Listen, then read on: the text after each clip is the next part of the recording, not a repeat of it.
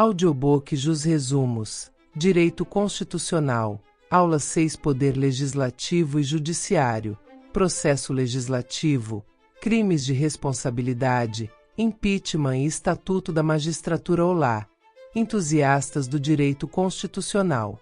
Sejam bem-vindos ao Jus Resumos, o seu canal de conhecimento jurídico.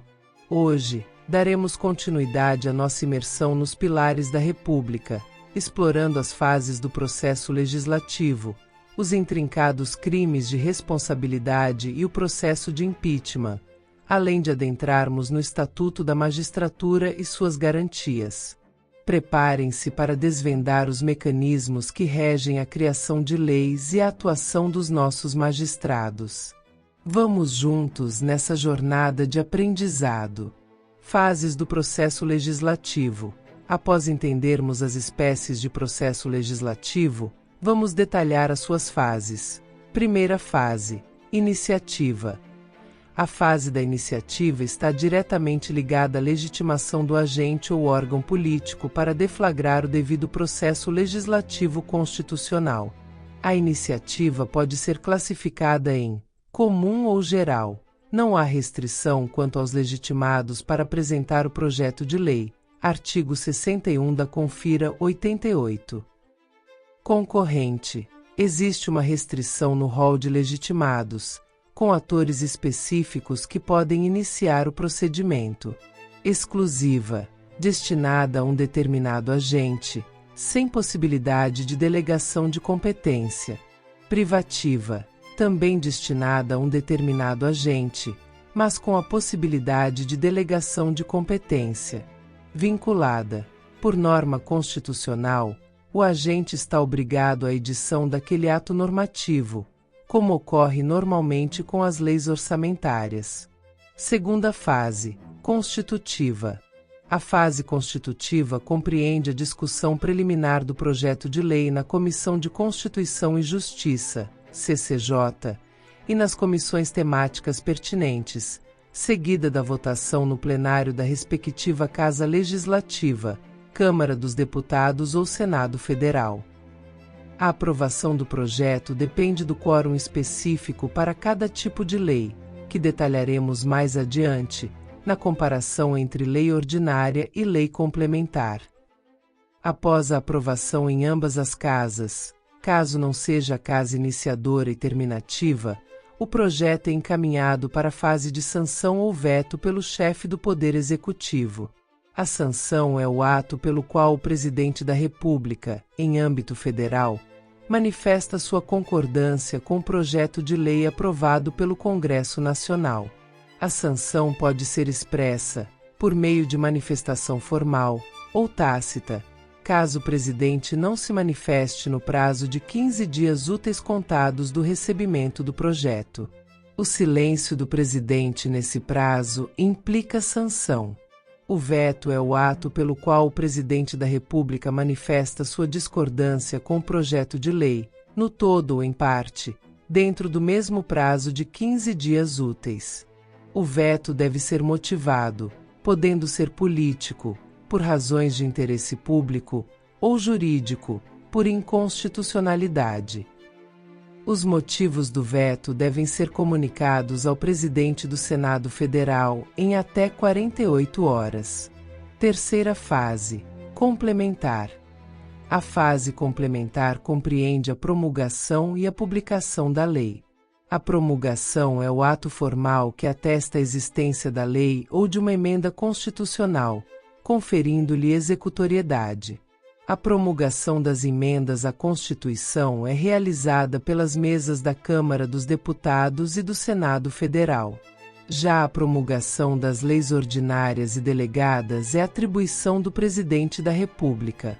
A publicação é o ato pelo qual se leva ao conhecimento de seus destinatários o teor da lei promulgada, tornando-a obrigatória.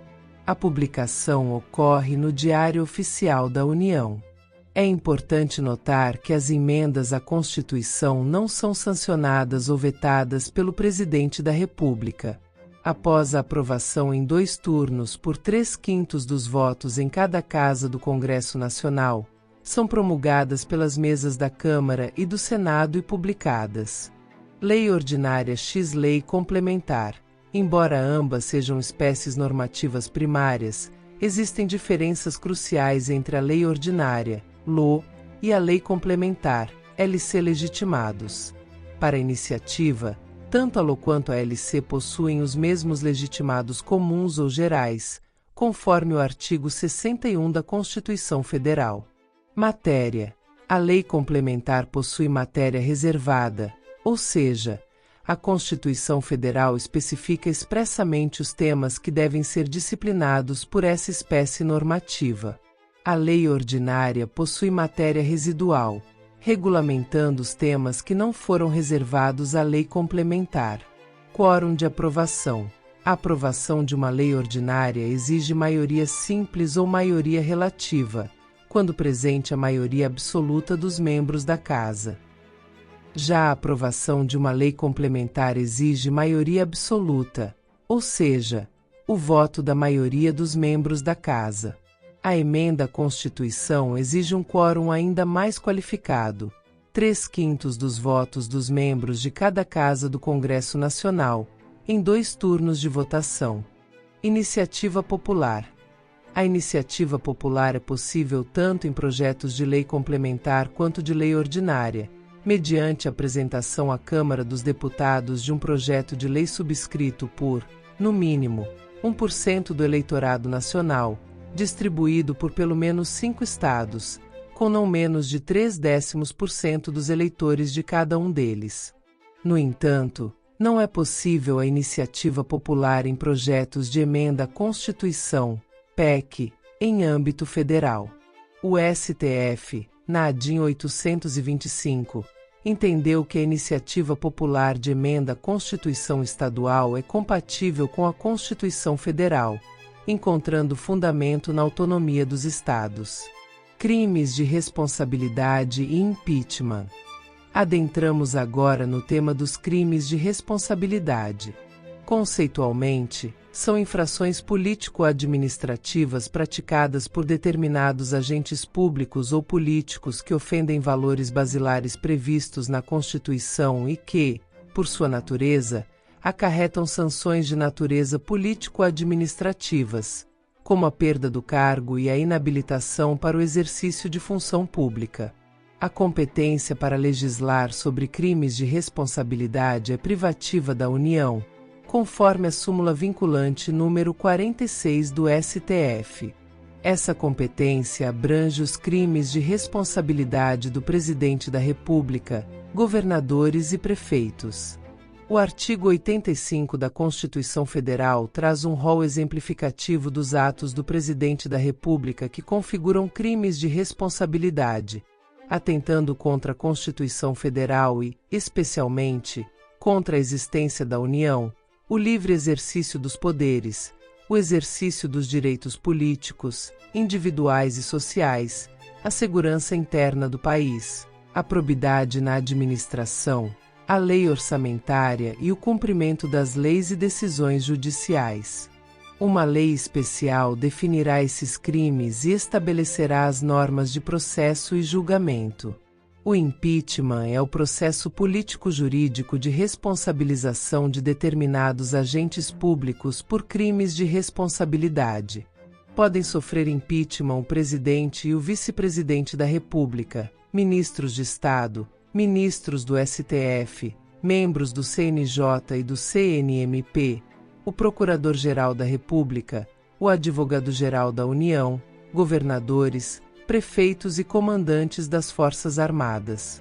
O procedimento de impeachment do Presidente da República é bifásico. 1. Câmara dos Deputados.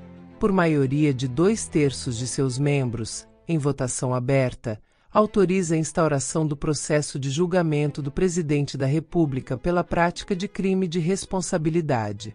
A Câmara não exerce um juízo de admissibilidade técnico da denúncia, apenas autoriza o prosseguimento como condição de procedibilidade para o envio ao Senado Federal. Qualquer cidadão pode oferecer a denúncia. 2. Senado Federal. Recebe o processo e, por maioria simples, Instaura o processo de julgamento. O julgamento em si exige o voto de 2/3 dos membros do Senado Federal, em votação aberta, para condenação do presidente da República pela prática de crime de responsabilidade. Admitida a acusação pela Câmara, o presidente fica automaticamente suspenso de suas funções após a instauração do processo pelo Senado Federal. Em caso de condenação pelo Senado, a sanção limitasse a perda do cargo e a inabilitação, por 8 anos, para o exercício de função pública, sem prejuízo de outras sanções judiciais cabíveis. É importante atentar para a possibilidade de fatiamento do julgamento, onde a perda do cargo e a inabilitação podem ser votadas separadamente. Em relação aos crimes comuns praticados pelo presidente da República, durante a vigência de seu mandato, ele goza de uma imunidade especial temporária, não podendo ser responsabilizado por atos estranhos ao exercício de suas funções. A ação penal só pode ser iniciada, de imediato, quando o crime for praticado no exercício do mandato e relacionado com as funções. O julgamento por crime comum é de competência do STF, após a autorização da Câmara dos Deputados por 2/3 de seus membros e o recebimento da denúncia ou queixa-crime pelo STF. O presidente fica automaticamente suspenso de suas funções por 180 dias após o recebimento da denúncia ou queixa-crime pelo STF. Em casos de coautoria em crimes comuns, a regra geral é o desmembramento do processo, mas o STF pode avocar o julgamento simultâneo para não comprometer a instrução processual. O governador possui foro por prerrogativa de função no STJ para crimes comuns. Algumas constituições estaduais prevêem a necessidade de autorização da Assembleia Legislativa para o processo julgamento no STJ, mas o STF considera essa previsão inconstitucional. A suspensão do governador de suas funções não é automática. Estatuto da Magistratura. Por fim, adentramos no Estatuto da Magistratura, previsto no artigo 93 da Constituição Federal, que será disciplinado por lei complementar de iniciativa do STF. O Estatuto estabelece os princípios que regem a carreira dos magistrados. Ingresso na carreira. O ingresso ocorre mediante concurso público de provas e títulos, com a participação da OAB em todas as fases, exigindo-se, no mínimo, 3 anos de atividade jurídica comprovados após a obtenção do bacharelado em Direito, e obedecendo-se à ordem de classificação nas nomeações. Promoção. A promoção de entrância para entrância ocorre alternadamente por antiguidade e merecimento. A promoção por merecimento pressupõe 2 anos de exercício na entrância e integrar o juiz a primeira quinta parte da lista de antiguidade. O juiz que figurar por 3 vezes consecutivas ou 5 alternadas em lista de merecimento tem direito adquirido à promoção por merecimento. A promoção por antiguidade observa o tempo de exercício na função, podendo o tribunal recusar o juiz mais antigo pelo voto fundamentado de 2/3 de seus membros, assegurada ampla defesa. Não será promovido o juiz que retiver autos injustificadamente além do prazo legal. Residência. O juiz deve residir onde exerce suas atividades judicantes, salvo prévia autorização do tribunal. Não interrupção da atividade jurisdicional. A atividade jurisdicional é ininterrupta, sendo vedadas férias coletivas nos juízos e tribunais de 2º grau, com juízes em plantão permanente nos dias sem expediente forense normal. Essa regra não se aplica às cortes superiores.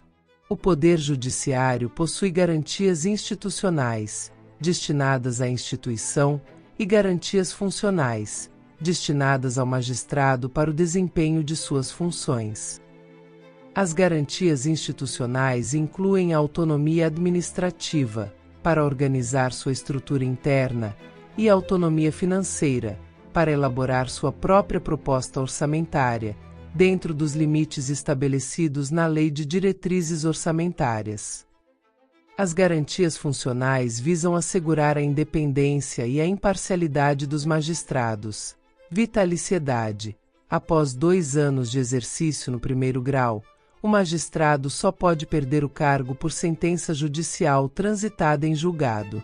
Inamovibilidade. Os juízes titulares e substitutos não podem ser removidos, salvo por motivo de interesse público, na forma da lei. Irredutibilidade de subsídios. A garantia é nominal, relativa à cifra no momento do ingresso na carreira. O artigo 95 da Constituição Federal estabelece vedações aos juízes, como exercer outro cargo ou função, salvo uma de magistério, receber custas ou participação em processo, dedicar-se à atividade político-partidária, receber auxílios ou contribuições de pessoas físicas ou jurídicas, ressalvadas exceções legais, e exercer a advocacia no juízo ou tribunal do qual se afastou antes de decorridos 3 anos do afastamento. O foro por prerrogativa de função dos magistrados varia conforme o cargo. Desembargadores são julgados pelo STJ, independentemente da relação do crime com a função, e juízes de direito são julgados pelo Tribunal de Justiça, TJ. O 5º Constitucional é o mecanismo de acesso aos tribunais de 2º grau, reservando 1/5 das vagas para membros oriundos da magistratura e do Ministério Público com mais de 10 anos de carreira e para advogados de notório saber jurídico e reputação ilibada com mais de 10 anos de efetiva atividade profissional. O processo envolve a formação de uma lista sêxtupla pelo órgão de representação da classe, seguida pela formação de uma lista tríplice pelo tribunal, e a escolha final de um nome pelo chefe do Poder Executivo em até 20 dias. Concluímos mais uma jornada pelo fascinante mundo do direito constitucional, explorando as engrenagens do processo legislativo, os mecanismos de responsabilização dos agentes políticos e os pilares que sustentam a atuação da magistratura. Esperamos que este vídeo tenha proporcionado um conhecimento aprofundado e claro sobre esses temas cruciais para a compreensão do nosso sistema jurídico.